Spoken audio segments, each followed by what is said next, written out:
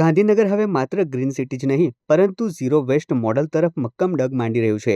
મુખ્યમંત્રી ભૂપેન્દ્ર પટેલના માર્ગદર્શન હેઠળ મહાનગરપાલિકાએ કચરામાંથી કંચન બનાવવાનો મંત્ર સાકાર કર્યો છે। રસોડા અને બગીચાના ભીના કચરાને અદ્યતન વર્મી કમ્પોસ્ટ પ્લાન્ટમાં વૈજ્ઞાનિક પદ્ધતિથી શુદ્ધ જૈવિક ખાતરમાં ફેરવવામાં આવે છે।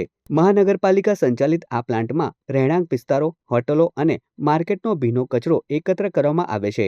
આ કચરા પર સતત 15 થી 25 દિવસ પાણીનો છંટકાવ કરી તેને સડવા દેવામાં આવે છે। ત્યારબાદ મશીન દ્વારા પ્રક્રિયા કરી તેમાં અળસિયા ઉમેરવામાં આવે છે, જેના પરિણામે માત્ર 15 દિવસમાં જ ઉચ્ચ ગુણવત્તાયુક્ત જૈવિક ખાતર તૈયાર થઈ જાય છે।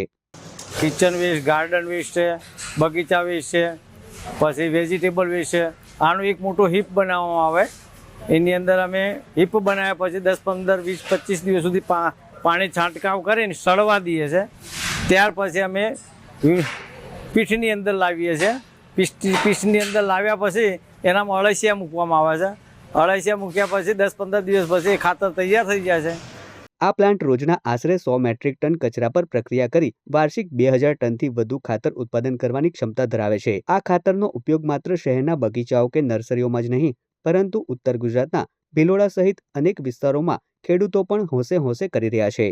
આ વ્યવસ્થા સરકારના પ્રાકૃતિક ખેતીના અભિયાનને સીધું પીઠબળ પૂરું પાડે છે।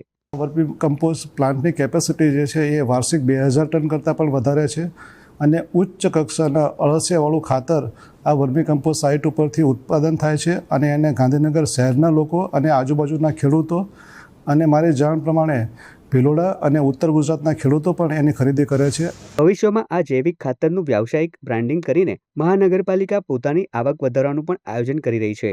કચરાના નિકાલની આ ટકાઉ પદ્ધતિ સમગ્ર ગુજરાત માટે પર્યાવરણ સંરક્ષણ અને આર્થિક વ્યવસ્થાપનનું શ્રેષ્ઠ ઉદાહરણ પૂરું પાડે છે।